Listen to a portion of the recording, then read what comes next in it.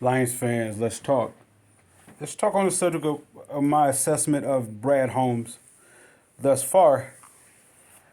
I guess this is going to be a part three of me, I guess, analyzing him or whatnot, critiquing him. With that said, let's start off with this. Number one, why I say that he's an average general manager, or very specifically at drafting. I would say that even free agents. All right, in a definite comparison to Bob Quinn, and very specifically when the fans say Bob Quinn was a bad or awful, not even a bad, they say he's horrific or he's a terrible general manager, right? With that being the scale, well then Bob Quinn is average. He's not good. He's not bad. He's in between. The reason for it is because he hit and miss. For every one that he hit, he missed. For every one that he missed, he hits. He's average. He's a scale. He's a really balanced scale. So what I'm saying about that is for him to be now for the fans to go ahead and say, well, he's not average. He got six starters. Well, if your team is decimated with injuries or your team is decimated with talent, any person that you put in there is going to be somebody going to have to start. Doesn't necessarily mean that the talent that they put in there is above average. They do just their job. Don't get me wrong. Like that can get by, but that only going to get you to be average. Hence their win loss total is an average record. Even if somebody say they're game over above 500, or it's still average. It's still average. So now, before an actual fan take this and think that I think I'm slighting towards, this really just is. I was allegedly called a troller, or I was trolling, this whole thing, and it's not that. It's just I hear this all for this. Well, I hear certain content. They say they can improve the roster going forward and so forth. Every move that I heard so far, it keeps them at average. It keeps them just to do enough, and it's called building, as they would define it as building a process. It's part of the process, but the process they're doing is average.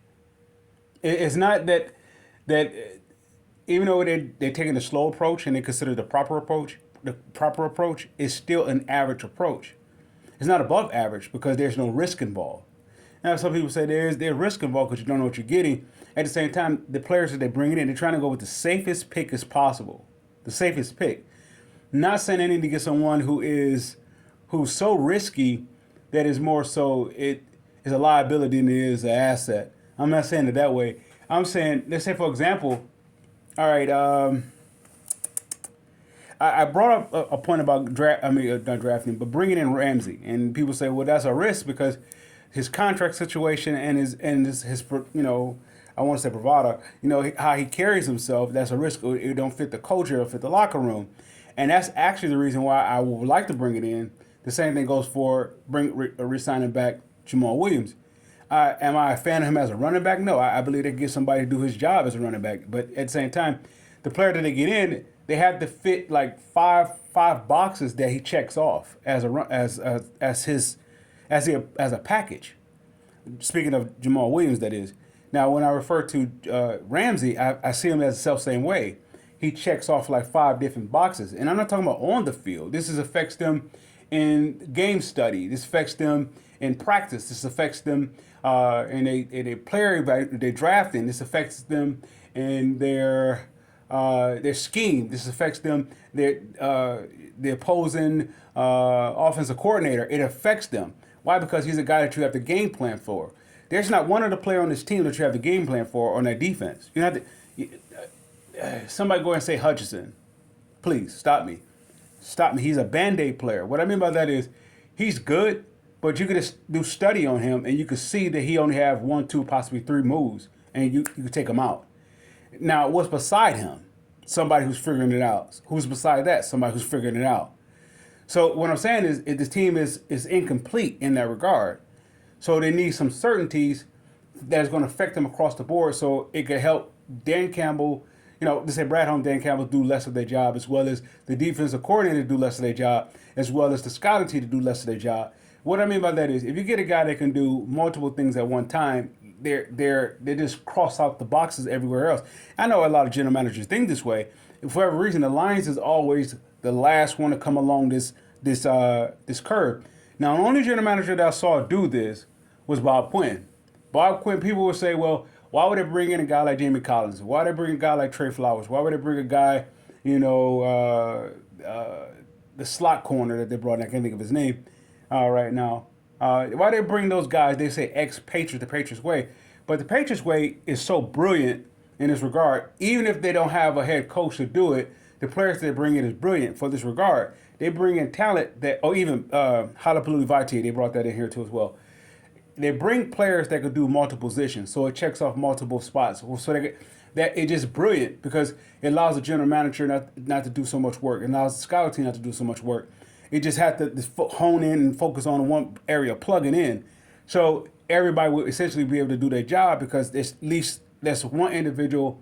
Let's say for an individual, have to pay attention less to another individual spot. You know, so everybody does their job because everybody's brought in to do their very specific job, which is great.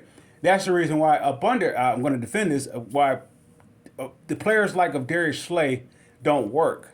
He's a guy that you can just, I don't know, how can I put it? He put me in the mind of a Rip Hamilton, if you will. Rip Hamilton works if everything around him isn't put in place. Darius Slay works if everything around him is put in place. Darius Slay was no good here, you know, without Ndamukong Suh. And Ndamukong Suh he was great. He wouldn't have been as great without. I want to say the lineman next to him was Corey Williams. So that's the point that I'm making. If Corey Williams does his job, he makes Ndamukong Suh someone who's already a top tier talent, a elite talent, that much less of a workload. So that's what I'm saying about getting a guy like Ramsey here.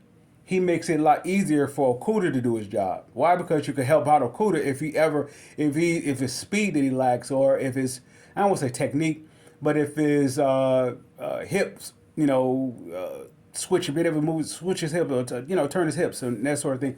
He helps him out, not so much teaching him, but Ramsey is a guy who talks it and walks it, even though he's maybe not be as there, because, well, he's weighed down with, he's being weighed down with all his accomplishments already. He got a Super Bowl ring, and he has the money, he has the Pro Bowls, he has all pros, he has everything. One thing he does not have is being able to bring a team from the bottom to the top. That's one thing he do not have. And if I could sell him on that, that would solidify his resume to go into the Hall of Fame. He's a I don't know if he's the first ballot, but he can get there. But if he able to take the Lions defense, let's say, who has no defensive player pretty much in the Pro Bowl, if you want to call it, you know, by default or something like that, yeah, okay. But no one is an All Pro. If he can do his job as he's notarized to be, or as he's recognized to be, you know, it would turn his defense from being, you know, like I say, average to being above average, which would say sliding towards being good. And, you know, of course, we're going to get to the next segment, how to improve that even as well. But I'm harping on this point about Ramsey. Even though he costs, he's going to, you're not going to be able to get him because he's a free, I believe he's not a free agent. He's up on a contract. You have to trade for him, which I'm okay with if the deal is right, if the deal is okay, if the Rams does not ask for too much, because they're trying to unload to get it from up under, you know, the tax for not tax, cap salary. They have a Super Bowl, you know, and everything else. So they're dismantling it and saying that they do want to return, but they want it on the cheap. They don't want players. They want draft picks. The Lions have draft picks. The only exception with giving them anything is possibly not giving the number 6 and the number 18. And there's a reason for that. But anyway, I could package up some deals, some picks, whatever, and you know we could talk about something in that regard, because I'm still got to pay the last year of his contract or the remainder of his contract. Now, some fans may say, well, his contract is too big or too large. It depends on how you see this team. Do you see this team as an average team, or, you know, do you see this team as above average. What I mean by above average, they're not a draft going over to be above average. They're actually in a process to take a risk to go to be above average, and that's how I look at this team. This team is average, but I look at them actually at a pivotal point that they can take a risk to go whatever. Some people say, well, that risk is too high. No, he has a way that you can get from up under his contract, though. I mean, that's the reason why they'll be willing to trade him. The Rams are. I'm sure there's I think there's a hit, for trading him. I don't know how that works. Somebody else can fill me in with that. But that's my point about Ramsey. Now, moving on to my next segment, moving this team from being average to actually being good, because the ultimate goal is them to be dominant or elite, at least in 2 units, and they will have pretty much a good team. They already have an average team. Now they got to go from average to good. So what are we saying? The next move, which speaking of that draft pick, with that number 6 draft pick, I'm only going to get one player. Of course, if somebody throw me a scenario where I could drop back a couple slots and I get a first round out of it, then yeah, of course I take it. Other than that, I'm taking that 6 and I'm going after Carter. All right, Ramsey on my list, Carter on my list, and then there's one other player that's on my list. And I understand you can get a lot of players on the cheap, but this is the reason why I'm with it, I'm for it, and I'm also not so much for it. So I'm caught in between with that. All right, so I'll go get Carter. I'll get Carter more so I get Anderson. Because I don't know if I could play Anderson on the inside. I don't know. But anyway, so which leads me to my 18th pick, which I said in a prior video, I'm taking that 18th pick if I can. And I'm going to go get Allen. Let's say hypothetically I wasn't able to get Ramsey. And so I have to solidify the defense some other way. And there's the reason why I'm getting Allen, because once again, he's like Jamal and he's like Ramsey. I don't have to teach him how to be average or above average. They can actually give me something to go above average. Each one of them, Ramsey, Allen, could teach me how to go above average as a team. And that affects, of course, my coaching, my scheme, that affects everything. Everything goes up from being average. Right now, the Lions is average. Somebody said they're not an average team. Well, their record speaks for itself. It's an average team because it's an average roster. As much as people say, well, we got this player, they show promise. That promise is still average. You are one game film away for an opposing team to figure you out with this team. This team is a one-trick pony. That's what I'm saying. They need more bullets in the chamber, I guess you could say. They need more ammunition. This is why I go after Allen, even though he's got 1 year left on his contract. Now, if we can work out a deal with Jacksonville, we give them a couple options if possible. They're willing to deal. I'll take on the salary if you take a couple draft picks, such as second rounders, right? We do it that way. Or if you want the 18th pick, you're going to have to take the rest of the bill, which would defeat their purpose of unloading them, because they're trying to save money, versus adding money onto them. So I have Allen, Ramsey, and I want to say they 2 years combined. I don't know what they will be total, but you can restructure. You always can make it work. The only matter about them is that they get their money, right? But you can restructure their last year of their contract. You can restructure it. I mean, you could make it work. So, but anyway, those are 2 guys on my list, as well as Jamal Williams, and each one of them are a cultural fit. Jamal Williams is the reason why I bring him back. It's not because he's a top tier running back at this point of his career, or because he can possibly duplicate what he did last year. It's not that. It's that you don't have to check all these boxes that he checked off. He's a package.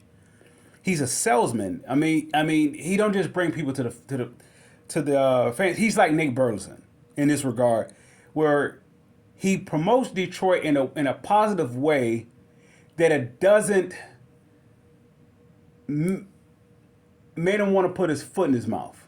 He does it in a way that actually sort of like lead the parade. If he's saying we're going to the Super Bowl, who else is saying that? So if he's the guy that's talking that he's going to do this and he does it. Then he also, the self-same guy, said, we're going to the Super Bowl. Why wouldn't you follow that? He proved that, okay, I could take down Barry Sanders' record. That's saying much, but not saying much at the same time. All right, so, but what he's showing is that this culture has went from an average culture to going to a good culture. Not because of Dan Quinn or Holmes, it's because of guys like him. People say, well, the general manager or the coach does it. Actually, the general manager or the coach does it. They do something to a certain degree. All they have, I want to say schematics. They have like this system how they want it to be, yet they still have to get it from off the board to on the field. But it takes the players on the field to demonstrate what they see on the board. So this is why he becomes so valuable. Now, if I get him, okay, let's say, I don't know, even if it's for a year, it doesn't matter because I'm not looking at him for a long-term fix. People say, well, they're not in a position to get, proven deals. I mean, not proven deals, 1-year deals. They're actually in that position because this is the reason why you bring in a guy like Allen. And people say, well, I won't get him unless I can resign him. But that's what the whole point of it is. If you could talk to him about resigning, you sign him. If you don't, you don't. You cut your losses. And so you didn't have to give up much. People say, well, you had to give up the 18th pick. The 18th pick, what you going to do with the 18th pick? Are you going to get somebody on his level? Now, I'm talking about, can you get somebody that can pass rush? Yeah, you get somebody to pass rush. You got Houston that can pass rush. It's not that. What Allen does, he's a guy that already has a reputation in a positive way against the opposing team. So they have game study on him. They have the game study on him.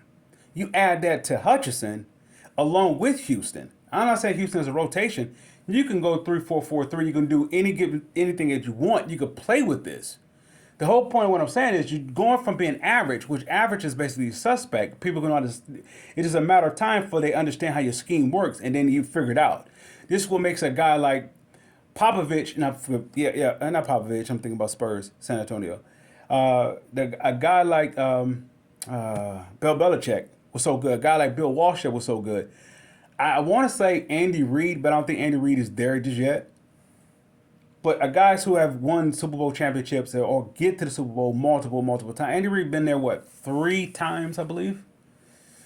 3 times, I think. 1 with Philly, 2 with KC. He won 2 in KC, lost in Philly. So I guess you could say he's up there. Just one more time would definitely solidify him. What I'm saying by these guys is that if you give Bill Belichick this a little wiggle room, it's so much that he knows. He doesn't know just one side of the field. He knows both sides of the field. He knows special team. He knows how to put people in place in every which way because he studies so much. He knows so much. So there's not much that you can basically outsmart him with. You're going to have to know more than what you know to know more than to be able to compete with him. That's what makes, I guess you could say a disciple of his that's not really considered as good because they don't know as much. He's been around so much football for so many years. I think he started off with the Lions, I believe, years ago. So he has his fair share. And not just that, he was always around people that he can learn from Bill Parcells to I don't know, even the Lions when he was winning it. I think I want to say the 50s or the 60s. He was around there during that time. So he was always around. He has a football. He's a sponge. So there's not. So when he drafted a guy like Tom Brady, who's equally the same as he is, they're going to win. The Lions don't have that kind of a package deal. So it's only a matter of time for a team basically figure them out. Even if they coordinate say we're going to do something different, there's only so much amount of time because all they have to do is look at your weak link. And right now, if your quarterback has a game take about how you can basically disrupt them, you have to do the very best you can to protect them. That don't mean get more receivers. They don't mean that. That means that you find ways to protect them. The best way you protect them is slow the ball down. Slow the game down. Make them more possession-oriented type of quarterback. I'm not trying to stifle them. It's more so you pick your spots. That's what they did with Tom Brady at first. Tom Brady wasn't going out being the Tom Brady that we called him. They called him to go for. He was basically a guy that they made it very simple. They rallied around him and made it very simple. That's what they should do for Goff.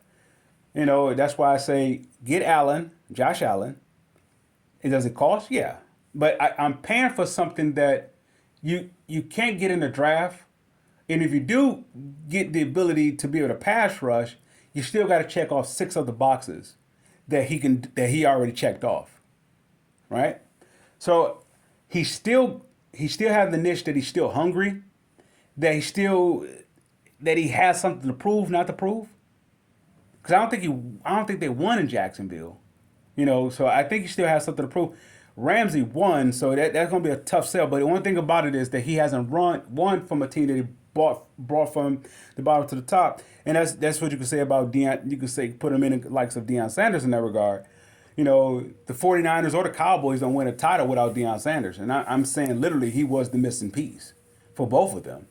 I mean, he made both sides of the ball that much easier just by him being in the room. That's how good he was.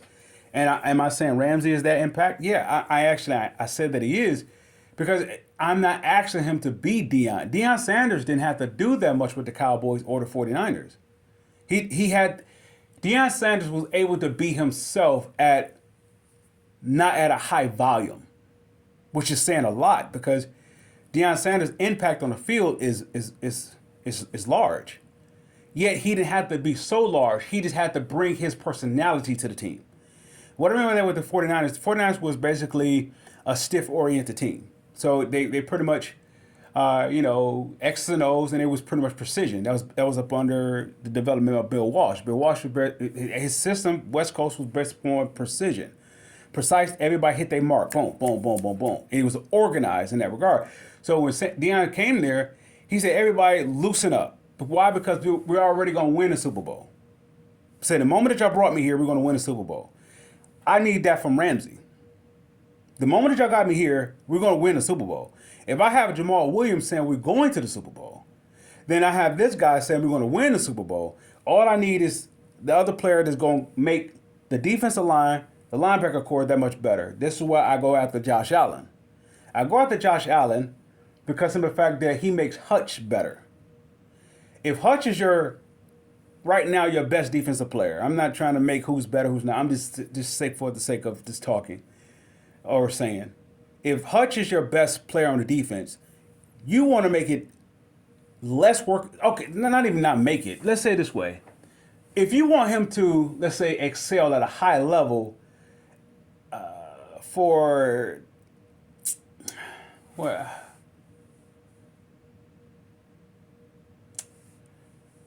for a whole season, plus you talking about playoffs. You want him to be able to turn on at a certain point. So you want him to basically restocked, reloaded, and reserved. You want him, just ready to go by the stretch run. Very specifically for a team that haven't been to this in such time.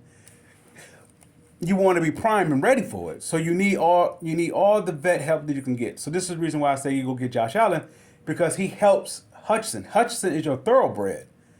Yet he helps Hutch because Hutch doesn't have to do so much. He can learn from him. They can learn from. It is a perfect fit. So somebody said, "What would you do with Hutch?" I mean, Houston. Now you can put Houston on the outside, and he's still going after the pass rusher. I mean, you got so much you can do, with that. So that takes away that the sixth pick is I'm going after Carter. That's inside. Him and Halim. Whether if I bring another guy in, a late rounder, as a substitute for Aleem, yeah, or I bring a free agent, yeah, so be it. But my target is Carter. I'm going to go get him, and of course there's teams that saying the exact same thing, but the Lions are in a position to do something about that. So those are three targets that I'm aiming for, and four including Jamal Williams. Everybody else, I can, whatever money I have left over, with Goff, with anybody else, I can restructure. I can play with it. Even though I understand it's kicking the can up the street. And of course, we're not doing it for one season. What I'm saying is, this is a tough window right here. Going from average to good is tough. It's tough. going from bad to average is not so tough because they was bad. They just made they only thing they did differently from going from being bad is that they solidified the offensive line. That's the reason why they average. The offensive line it has improved. And what I remember that they was off horrific according to how people say up under Patricia and everything else. So they was horrific to bad. So they went from that to being average. It just like that, just based upon the offensive line. Last video I said that I wanted to go at I think his name was Stronkowski. I want to say from, I'm drawing a blank, not Minnesota, I forgot what college he's going to, the offensive tackle. I said draft him, but then there's a guy named Broderick Jones that I've been looking at that I'm intrigued by. I would like to get him instead. Or if not, one of the two, and plug him in. So I have my targets. They can make it happen. Of course, you're talking about having some people, other teams to work with them. So be it, and everybody has their plan to improve at the same time, not being at a cost of a deficit. But with that said, this team is an average team until they make, I guess you could say, calculated risk. Now, am I saying to go break the bank for somebody? No, I'm not saying that. I mean, okay, I have Goff for another year, if not 2 years, another 2 years, this year and next year. I have, let's see, who is the next on the highest on the payroll? Decker. All right, you say you have those two, right? You have him and Decker. And I think those are your two highest salaries, I believe. I'm asking one of not both to take a pay cut. Not a pay cut, forgive me, restructure. That's what I meant to say. To restructure. They're gonna get their money. It may be front loaded instead of back loaded, whatever the case may be. I'm making it work. The reason why I'm doing that is because I'm not trying to win now. I'm trying to go from bad to average. The reason why if you stay average for so long, that is not that you don't have enough to be good, is that you may have missed your opportunity to be good. What that does, it weighs on everybody that we was afraid to take a risk. And people say, well, they're not ready for that. You would never be ready to take a risk. The people try to make it the risk a sure thing, but there wouldn't be much of a risk. It would still be average. So people still trying to tiptoe into the water to get this to work. Okay, all right, we go to another draft, we do it this way, we get this decent, we get this average player. It can, you're itching or inching to the goal line versus walking or running to the goal line. You're not. Let's say it this way: the offense itself in its entirety is one offensive lineman away from being elite. Even people say Goff is not this. Goff is Troy Aikman. You get Goff for offensive lineman with a reliable tight end and a deep threat like, let's say, J-Mo. That's what you brought him there for, right? All right, but J-Mo is not really. J-Mo is the decoy. The main guy is going to be St. Brown. That's the main guy. Does that mean that I don't go to J-Mo? No, they are perfect complements. This team is built like the Dallas Cowboys. It has been built like Dallas. I said it from this is why I go back to this with the whole Patricia thing, Quinn Patricia. What the Lions, let's say what Sheila Ford Hamp was willing to do with this regime is what I was hoping that whoever Martha Ford was willing to do with Bob Quinn and them. The team then, when they had it, I saw it as the same way as I see it now, as a Dallas Cowboys remake. I said, take the ball out of Stafford's hand and run the ball. Well, now you got a quarterback we know that is efficient enough to throw the ball, but the one thing that this team was missing, it wasn't efficient enough to run the ball. So this team is vice versa. They can run the ball, but they can't throw the ball. So what do you do with that? You go to your strength. I mean, if I'm making short passes, I'm gonna make the other team work for it. Why? Because you're gonna respect me one or two ways. You're gonna respect me because of the fact I have weapons and I know how to use them properly, and as well as I have an offensive line, not just gonna run the ball. We're gonna be so elite, so dominant that we go. It's like we're essentially gonna tell you what we're gonna do, and we're gonna make you stop it. And while you putting so much focus on that, we're going somewhere else. And then we're going somewhere else. That gives me so much to do, so much to do, so much to do. And once again, it's making the offensive coordinator better. It's making the coach better, making the general manager better. So they don't have to. Okay, if the players don't perform on the field, that affects the coordinators. The coordinators affects the head coach. The head coach affects the general manager. Or I mean, the scouting team. The scouting team affects the general manager. And it's a constant thing. It's a recurrent thing. So to nip all that, it's two risks that I'm taking. I'm going after Ramsey. I'm going after Allen. I'm going after Ramsey. I'm going after Allen. I'm going after both of those, and I can, if not even taking them on a discount. Williams, he tells the world the Lions are going to the Super Bowl.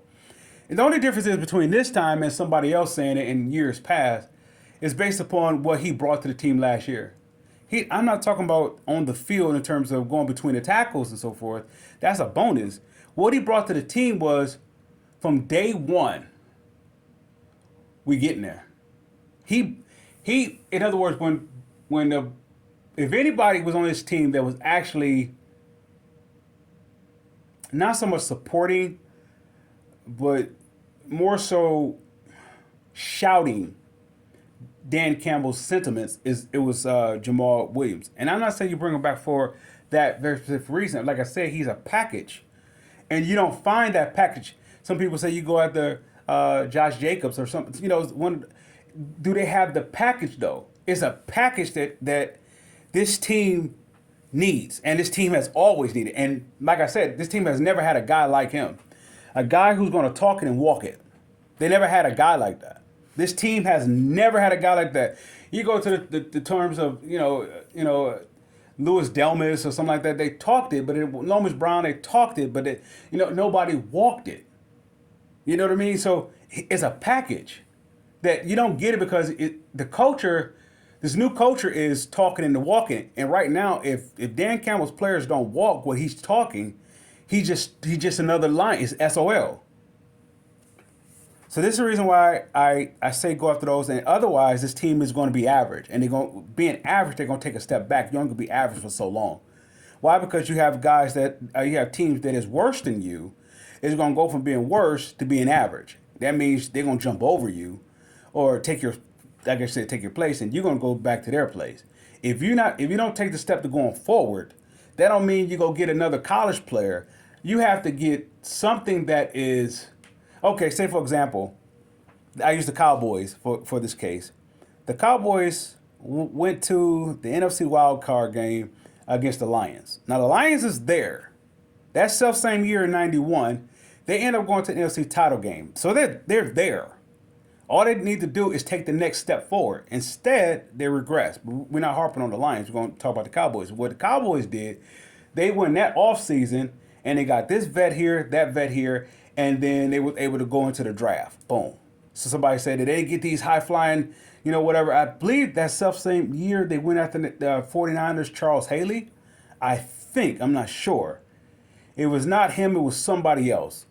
And then with the draft capital that he, not draft capital, yeah, I guess you could say the draft capital that Jimmy Johnson received from the Vikings trade, that went ahead and set them up to go ahead and close it out. They go get, I think, not Marion Barber, I think that was his name. Was it Kevin Martin or Alvin Harper? I know the safety, I can't think of his name. I think it was Marion Barber, I'm not sure. And I want to, not Ken Norton, who was the other guy? It was another guy that they drafted in that draft. Was it Larry Brown? I'm not sure. It was somebody they drafted, and that pretty much put them over the top. And next, they're in the Super Bowl. Now, how you go from '91 that you're in a wild card to the next year you're going to the Super Bowl. How does that happen? Well, you built it up to a certain extent to the wild card, which in other words, you're average, right? You're average. Now it's time to take the next step to go above average. So you get a guy who's, okay, did they need Charles Haley? No, they was average. So that you're in a wild card, so you can stay there. The same thing with the people say, well, they don't need to go after Josh Allen, because they got Houston, but Houston is a part of the average team. This team is average. Go ahead and say it's not. Your record says for itself. It's average. So if I'm gonna go above average, you're gonna have to take the next step to go above average. This is why I go after Allen, especially when iron is hot. You take advantage of it. If they're in a situation where they're looking to unload, and can Houston do what Allen does? Possibly. Now watch this. If I can get Houston, Allen, and Hutchinson, play with that. Play with that.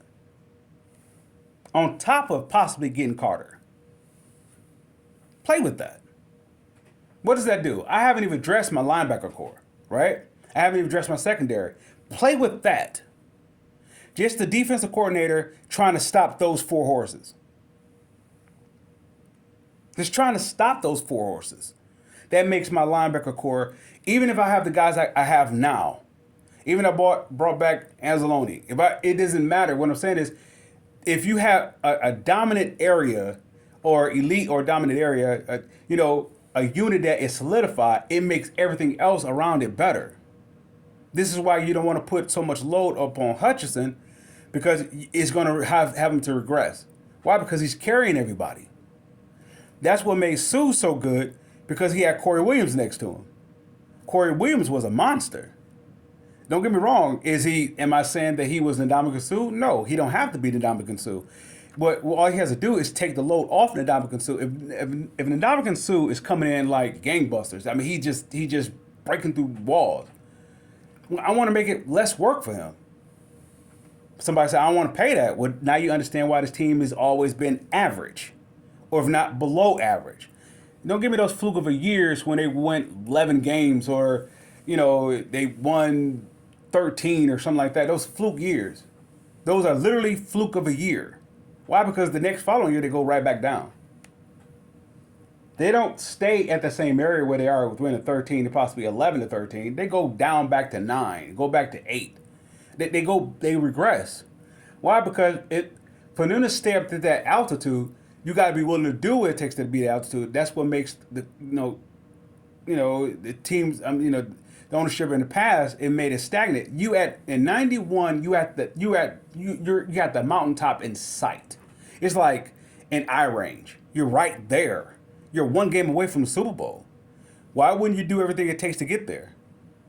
No, they played it safe. And in terms of that, and I guess and the consequence of that, it regressed. You had to get rid of this player. It regressed. You're there.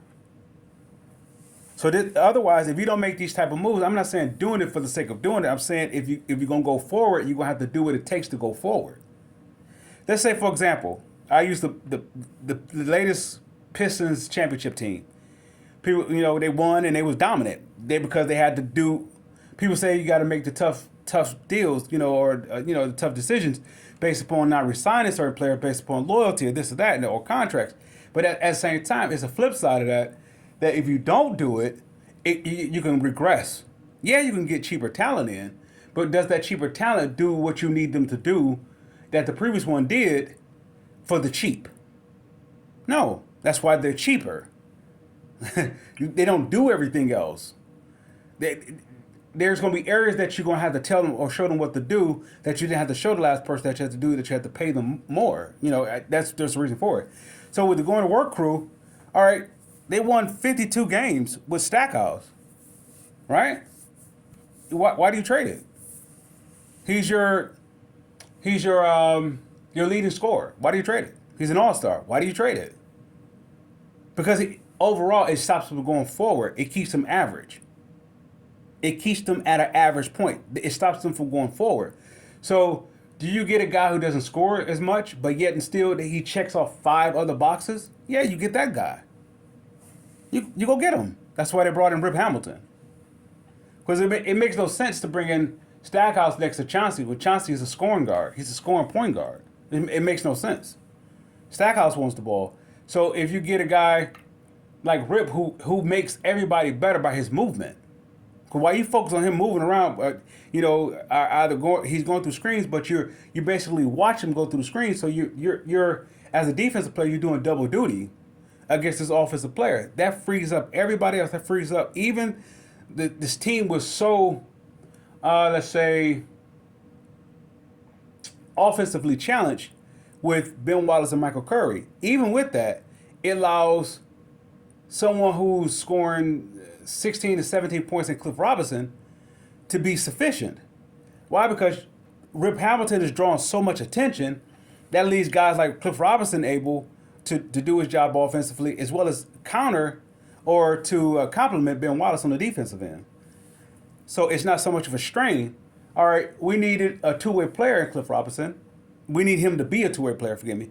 So if you have Rip Hamilton to do all this, using his strengths, like I said, it's a chess game. Chess game is not basically, if I make this move, I know you're going to make this move, or you're going to counter me to making that move.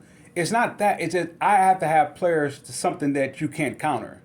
Or I have to have an asset of a unit that you can't counter it. They don't have that on the defense. That's what. So if they put it on the growth of Houston, you still asking Houston to check off 5 other boxes. So somebody may say that's why you get to bring in this free agent. You still asking to check off 5 other boxes. So why do that when you can get a guy that comes in checked off 5 boxes for 1 year, if possibly not more, based upon if you work out a deal, and it takes off the load off your star pupil. At the same time, it allows the guy that you're bringing in this year with the 6 overall, if you keep it, if everything goes right, it allows that to just succeed. It of course it makes sense to me because I'm saying it. It's just I've seen it done so many times in the NFL. That goes with Andy Reid with this current run. Even the Patriots, when every team that has run, they have all done this thing. They're not doing it because other teams have done it.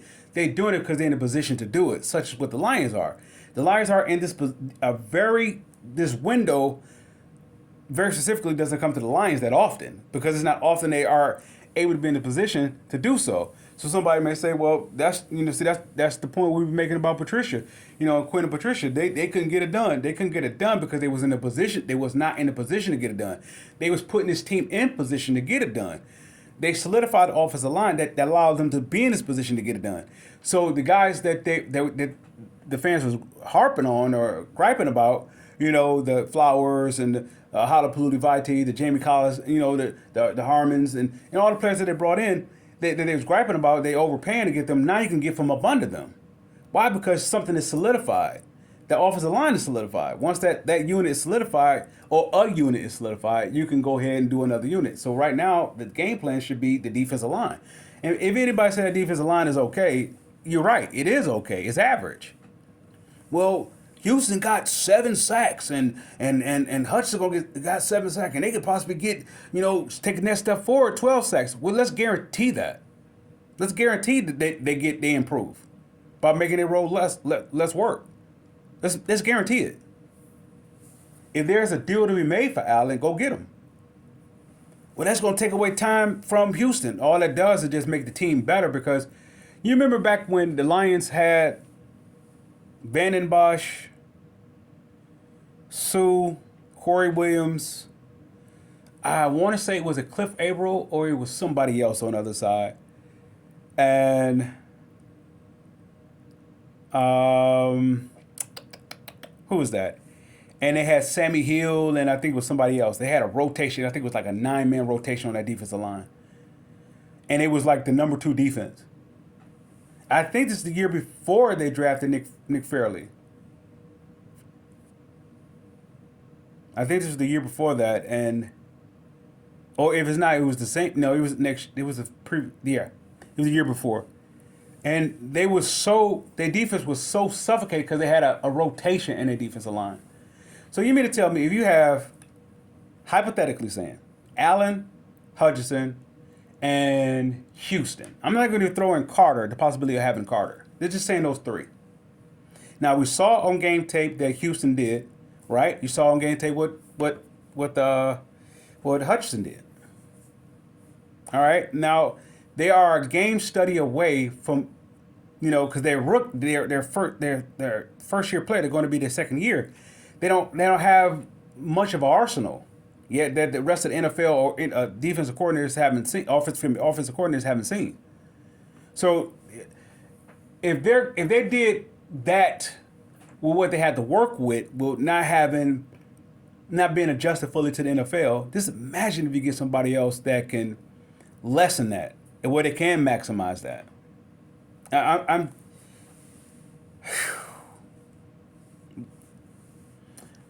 yeah, this team is average until they decide to go forward. With that said, Lions fans, I salute.